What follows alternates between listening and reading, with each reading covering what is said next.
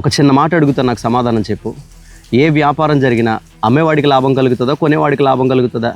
వాస్తవంగా ఆలోచించాలంటే అమ్మేవాడు ధర పెట్టి వాడు లాభాన్ని అపేక్షించి అమ్ముతాడు. కొనుక్కునేవాడు ఆ వస్తువు అవ్వచ్చు, లేకపోతే సంథింగ్ మరొకటి ఏదైనా అవ్వచ్చు, డబ్బులు పెట్టి కొనుక్కుంటాడు. అమ్మేవాడికే లాభం కలుగుతుంది. అయితే ఒక చిన్న సంఘటన మీకు నేను జ్ఞాపకం చేస్తాను. ఒక రోజున ఒక పొలం అమ్మాలనుకున్నాడు. పొలం అమ్మాలనుకుని బయట ఒక ఫ్లెక్స్ వేసి ఇలా నా పొలాన్ని అమ్మేస్తాను అని చెప్పేసి అన్నాడు. అన్న తర్వాత ఆ ఫ్లెక్స్ చూసి, ఆ హోర్డింగ్ చూసి, అడ్వర్టైజ్మెంట్ అది కూడా చూసి ఒక ఆయన వచ్చి, సార్ మీ పొలాన్ని కొనుక్కుంటాను అని చెప్పేసి అన్నాడు. అన్న తర్వాత పొలం ఎంతకు అమ్ముతారు అని చెప్పేసి అంటే పలానా రేట్ చెప్పుకున్నారు. వీళ్ళిద్దరి మధ్యలో కూడా మాటలు జరిగిపోయినాయి. కొనుక్కుని ఆయన అన్నాడు, సార్ ఒకసారి మీ పొలాన్నంతా కూడా నేను చూసుకోవాలనుకుంటున్నానండి. చూసుకున్న తర్వాత అసలు ల్యాండ్ ఎలా ఉందో, దాని పరిస్థితి ఎలా ఉందో చూసుకున్న తర్వాత నేను కొనుక్కుంటాను సార్, మీకు డబ్బులు ఇస్తాను అన్నాడు. సర్లే అని చెప్పేసి అని ఆయన ఒప్పుకున్నాడు. యజమానుడు ఒప్పుకున్న తర్వాత ఈయన పొలంలోకి దిగి అక్కడక్కడ కొంచెం తవ్వాలని చెప్పేసి ఆలోచన కలిగి ఉన్నాడు. ఒక గడపర తీసుకుని అక్కడక్కడ తవ్వుతున్నాడు. ర్యాండమ్ ప్లేసెస్లో తవ్వుతున్నప్పుడు ఒక చోట తవ్వేసరికి కొంచెం గట్టిగా సౌండ్ వచ్చింది. టక్ టక్ మన సౌండ్ వచ్చింది. ఇదేంటి సౌండ్ వచ్చిందని చెప్పి మరలా కొంచెం గట్టిగా తవ్వేసరికి ఈసారి సౌండ్ కాస్త పెరిగింది. ఓపెన్ చేసి చూసేసరికి ఒక పెట్టి లాంటిది కనిపించింది ఆయనకి. ఆ పెట్టి ఏంటని చెప్పి ఓపెన్ చేసి చూశాడు. అందులో చాలా డబ్బులు, నగలు, బంగారం కనిపించాయి. అరే ఇదేదో బాగుంది అని చెప్పి ఆలోచించి వెంటనే దాన్ని కప్పెట్టేసి గబుక్కు నా పొలం యజమానుడి దగ్గరికి వెళ్ళి, సార్ మీరు ఎంతకు అమ్ముతానన్నారు సార్ అని చెప్పేసి అంటే, నేను ఇంత వేలకైతే అమ్ముతానని చెప్పేసి ఆయన అన్నాడు. ఇంత డబ్బులు ఇస్తే నేను ఈ పొలాన్ని అమ్మేస్తానని చెప్పేసి అన్నాడు. వీడింటికి వెళ్ళాడు, బ్యాంక్ బ్యాలెన్స్ చూసుకున్నాడు, డబ్బులన్నీ కూడా చూసుకున్నాడు. కానీ ఏమాత్రమో కూడా వాడి దగ్గర ఉన్న డబ్బులకి వాళ్ళు చెప్పిన వెలకి సరిపోవట్లే. వెళ్ళాడంట, చరవ చూసుకున్నాడు, వాడి ఇల్లు అమ్మేశాడు. వాడి ఇల్లు కూడా అమ్మేసి ఆ డబ్బులన్నీ కూడా సమకూర్చాడు. అయినా కూడా సరిపోలే. వాడి దగ్గర ఉన్న పొలాలు మొత్తం, బంగారం అన్నీ కూడా అమ్మేశాడు. అమ్మేసి డబ్బుల కింద మార్చి ఇప్పుడు ఆ యజమానుడికి పట్టుకెళ్ళి దాన్ని సంపాదించుకోవడానికి ట్రై చేశాడు. ఈ లోపల కొద్దిమంది, అరే నీ దగ్గర ఉన్న ఇల్లు అమ్మేసి, బంగారం అమ్మేసి, పొలాలు అమ్మేసి, ఉన్నవన్నీ కూడా అమ్మేసి ఆ ఒక్క చిన్న పొలం కోసం నువ్వు ఎందుకెంత ప్రయాసపడుతున్నావు అంటే వాడు మాట్లాడు. కానీ విషయం ఏంటో తెలుసా? ఆ పొలం లోపల వాడికి బంగారం దొరికింది కాబట్టి, ఆ పొలం లోపల ధనం దొరికింది కాబట్టి. నేను చెప్తున్న ఈ మాట అంతా కూడా బైబిల్లో చాలా స్పష్టంగా ఉంది.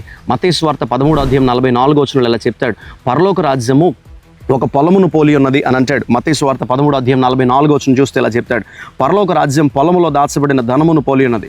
ఒక మనుషుడు దాన్ని కనుగొని దాచిపెట్టి ఆ దొరికిన సంతోషంతో వెళ్ళి వానికి కలిగినదంతా కూడా అమ్మే పొలాన్ని సంపాదించుకుంటాడని.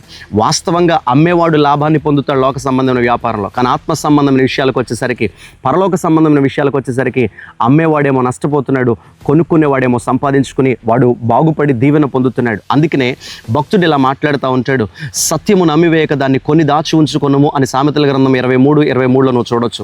సత్యాన్ని అమ్మేసేవాడు నష్టపోతాడేమో కానీ సత్యాన్ని కొని ఆత్మ సంబంధమైన విషయాలు, విశ్వాసము కావచ్చు, పరిశుద్ధత కావచ్చు, ఆత్మవరములు కావచ్చు, తలాంతులు కావచ్చు, వాటిని వెల ఇచ్చి నువ్వు సంపాదించుకోవడానికి ప్రయత్నం చేసి నువ్వు వాటిని దాచి ఉంచుకోనగలిగినప్పుడు ఈ లోక సంబంధంగా అది నష్టముగా ప్రజలకు కనిపించవచ్చు, కానీ ఆత్మ సంబంధంగా గొప్ప దీవెన అది నీకు తెచ్చిపెడుతుంది. నీకు ఒక చిన్న ఉదాహరణ చెప్పాలి అని అంటే, అమ్మేవాడు నష్టపోతున్నాడు, కొనేవాడేమో బాగుపడుతున్నాడు. కానీ ఆత్మ సంబంధంగా కొనేవాడే దీవెన పొందుతున్నాడు. లోక సంబంధంగా వేరుగా ఉన్నప్పటికీ బైబిల్లో ఏసావును మనం చూడగలిగితే, ఏసావు తన జ్యేష్ఠత్వాన్ని అమ్మేసుకున్నాడు. ఆయన అనుకున్నాడు, ఈ ఆహారం కోసం నా జ్యేష్ఠత్వం నాకేమో ఉపయోగపడదు కదా అనుకున్నాడు. కానీ యాకోబు అలా ఆలోచించలే. నాకు ఆహారం లేకపోయినా పర్లే, ఆ జ్యేష్ఠత్వాన్ని నేను సంపాదించుకోవాలని దాన్ని ఆయన కొనుక్కున్నాడు. అమ్మేసిన వాడేమో నష్టపోయాడు, కొనుక్కున్నవాడేమో దీవెన పొందాడు. మనందరికీ ఆ విషయాలన్నీ కూడా తెలిసినాయి. యోసేపును కూడా అన్నలు అమ్మేశారంట. ఐగుప్తీయులకు అమ్మేస్తే ఐగుప్తీయులు బానిసగా తీసుకెళ్ళిపోయారన్న మాట ఉంటుంది. అమ్మేసిన వాళ్ళేమో కొన్ని దినాల తర్వాత కరువులో ఇబ్బంది పడుతున్నారు. కొనుక్కున్న వాళ్ళేమో యోసేపుకు దేవుడిచ్చిన జ్ఞానాన్ని బట్టి వాళ్ళందరూ కూడా దీవించబడి సమృద్ధిలో బ్రతుకుతున్నారు. కాబట్టి నేను జ్ఞాపకం చేస్తాను, లోక సంబంధంగా అమ్మేవాడు దీవెన పొందుతాడేమో, కానీ ఆత్మ సంబంధమైన విషయాలు మాత్రం నువ్వు ఎంతగా భద్రపరుచుకుని, ఎంతగా సమకూర్చుకుని దాచి ఉంచుకోనగలిగితే, వాక్యం కావచ్చు, ప్రార్థన శక్తి కావచ్చు, భక్తి కావచ్చు, విశ్వాసం కావచ్చు, నువ్వు ఎంతగా వాటిని సమకూర్చి వెల ఇచ్చి దేవుని సన్నిధిలో ఉపవాసం అనే వెల ఇచ్చి, ప్రార్థన అనే వెల ఇచ్చి, కష్టం అనే వెల ఇచ్చి, పరిచర్య అనే వెల ఇచ్చి నువ్వు వాటిని సంపాదించుకోనగలిగినప్పుడు నిశ్చయముగా ఒక గొప్ప దీవెన అవి నీకు తెచ్చిపెడతాయి. దేవుడి మాటలు దీవించునుగాక. అట్టి కృప నీకు నాకు దేవుడు అనుగ్రహించునుగాక.